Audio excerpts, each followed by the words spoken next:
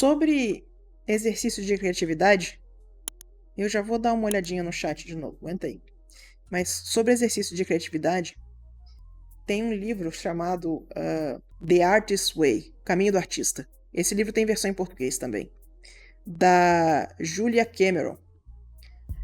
E esse exercício, ele é um livro, ele é mais para autores, né? Ele é mais para gente que quer escrever, mas ele tem alguns insights interessantes sobre criatividade. E um dos exercícios que ela propõe para autores, tá? Se você quer escrever, ela fala para você todo dia abrir um caderno e escrever 3 páginas do que estiver na sua cabeça. Tem que ser 3 páginas, tem que ser todo dia. E essas páginas, você não pode pedir feedback, você não pode editar, você não pode... Ela é só para tirar as coisas que estão na sua cabeça. Ela é só para organizar os pensamentos, sabe? E eu fiz esse exercício durante um bom tempo. Eu ainda faço ele com uma certa frequência. Eu não tenho feito todo dia, não. Mas eu ainda faço esse exercício de abrir e escrever as 3 páginas do que tá na cabeça, sabe? Me ajuda muito a organizar realmente os pensamentos. Me ajuda muito a ter o gatilho para começar a fazer as coisas.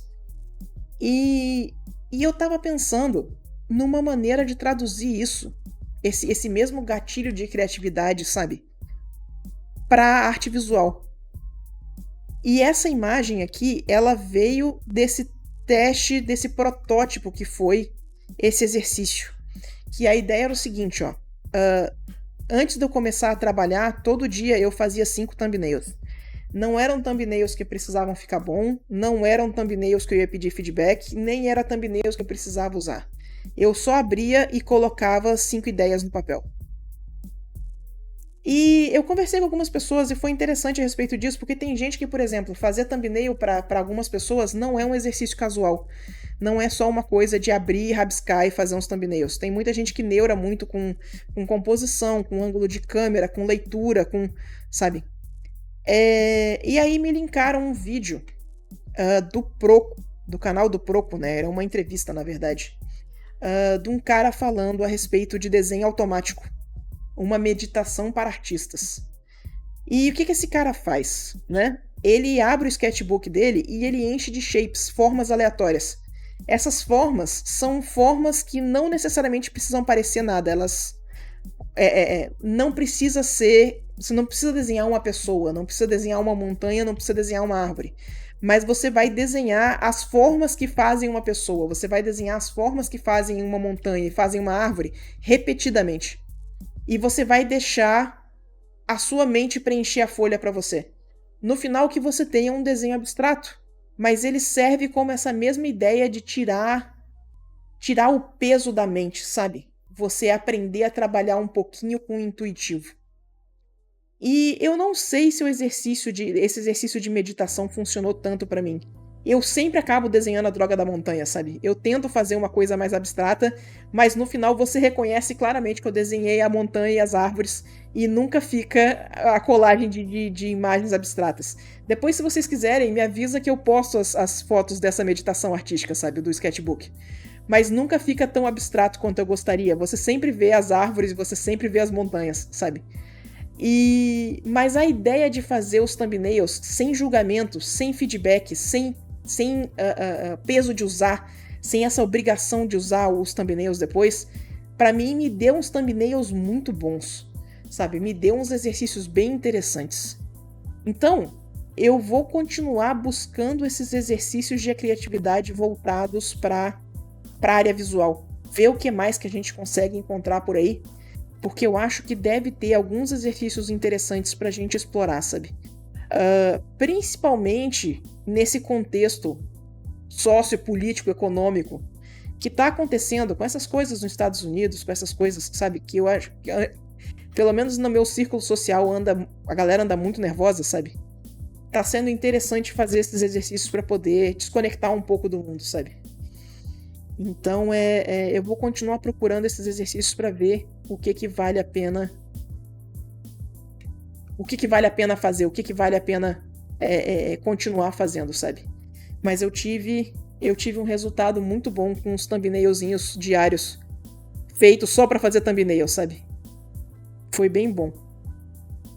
Eu quero ver. Eu não tenho conseguido fazer todo dia, não, porque tem dia que eu preciso sentar e trabalhar, não dá tempo de ficar brincando de fazer thumbnail, porque no final, fazer os 5 thumbnails acaba me gastando 1 hora, sabe? Então, quando o trabalho tá mais apertado, eu não tenho condições de fazer, não. Mas nos dias que dá pra fazer, é um exercício interessante, sabe?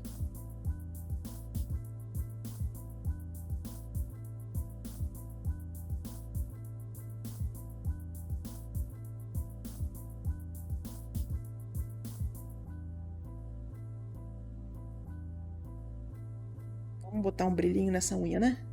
Pera aí.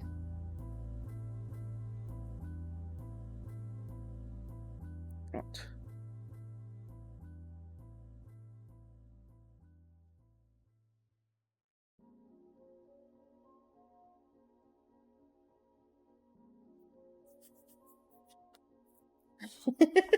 Oi, Lau, tudo bem?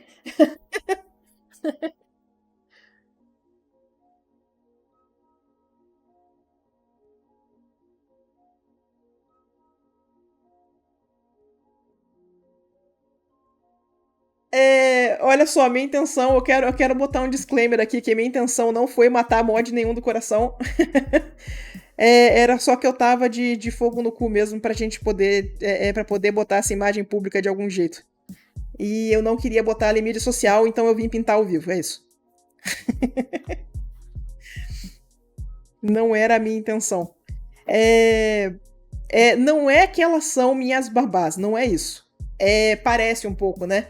É que o pessoal me ajuda pra caramba a moderar o chat. Quando enche de gente, enche de pergunta, é muito difícil fazer tudo sozinha. Então as mods me ajudam demais nesse aspecto, sabe? E eu sou muito grata. Então elas vigiam o que eu faço online.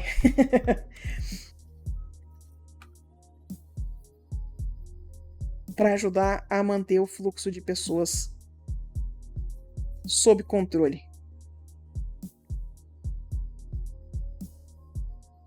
Mas é isso, eu vou ficar só mais um pouquinho online.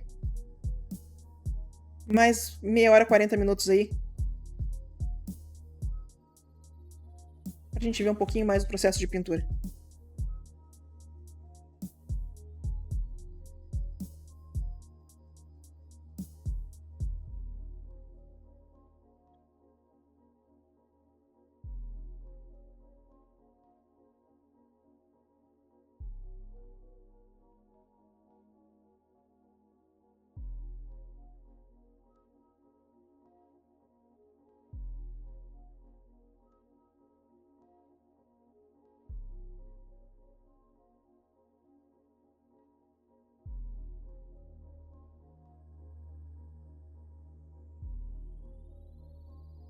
Mas enfim, então quando eu fico falando bobagem, são essas coisas que passam na minha cabeça. Eu queria muito conseguir focar e pensar um pouco mais só na pintura em si, mas meu cérebro não gosta muito de me ajudar nesse aspecto, então a gente fica pensando bobagem. E aí é bom focar em arte que pelo menos as bobagens ficam produtivas de algum jeito.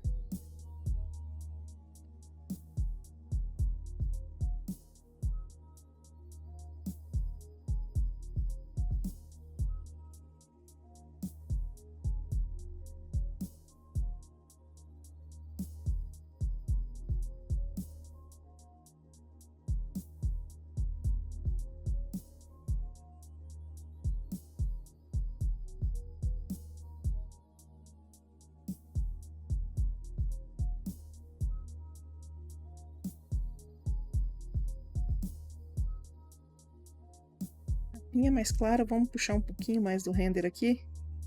E eu já volto e faço os enfeites ali em cima também.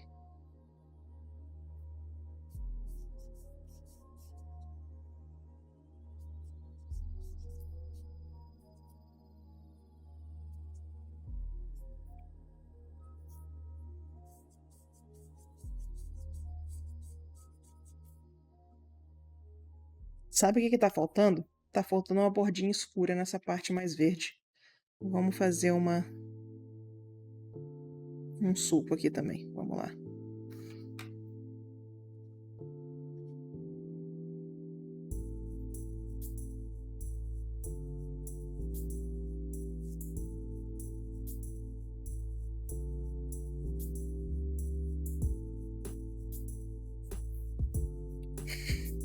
Mas eu vivo comentando que eu sou bem cheia de mania pra pintar, sabe?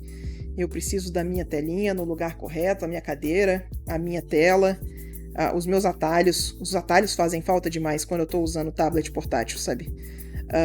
Até dá pra fazer as coisas nos atalhos touch. Só que fica tão mais lento, sabe? Eu sinto muita falta dos atalhos no teclado.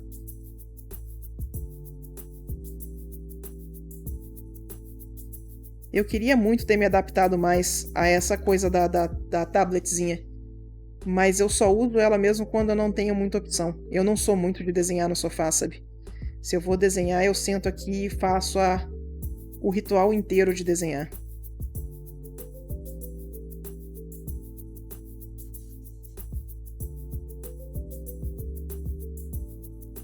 Não vou colocar essa luz refletida aqui, não. Não valeu a pena. Tá.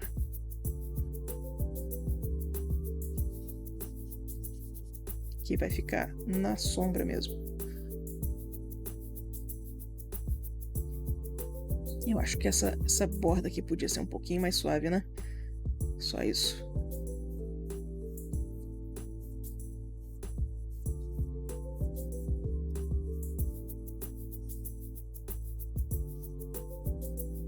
Uhum.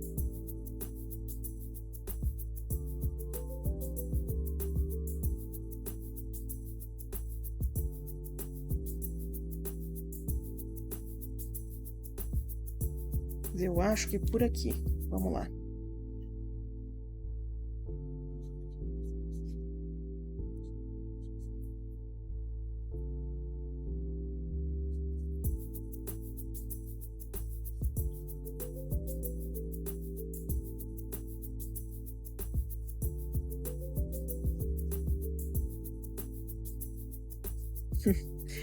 Outra discussão que estava rolando também, inclusive parece que rolou alguns posts sobre isso dentro do pessoal de filosofia e tal. Coisas que ficam na minha cabeça, tá, galera? Então não assusta não. Mas o pessoal estava discutindo se um produto é arte. Basicamente, se alguém recebeu para fazer o trabalho, se o trabalho foi encomendado, isso é considerado arte? E eu honestamente acho que seja, sabe? Eu não acho que o fato de ter sido pago diminui o status como arte. Porque se a gente começa a colocar essa coisa de que se foi pago por não é arte, a arte tem que ser feita sobre o próprio incentivo, né? Sobre a vontade de você produzir arte por si só, vira uma coisa muito elitista. Só a elite faz arte, só a elite tem tempo livre e recurso suficiente para fazer arte, sabe? Então eu acho que sim, mesmo que você esteja sendo pago, é arte. Coisas como videogame, coisas como filme, tudo isso é arte. Eu acho que é muito difícil você tirar o mérito dessa coisa como arte, sabe? E no entanto eu tenho visto as pessoas discutirem esse tipo de coisa. Que a arte tem que ser feita só em benefício próprio para ser considerado arte. Isso é uma visão meio elitista desse assunto, sabe? Então falando nisso, né? Saiu um vídeo hoje do Ora Thiago, que eu achei que teve um ponto de vista interessante também. Ele tava falando a respeito do... Sabe, vocês já viram aquela treta do pessoal da Netflix?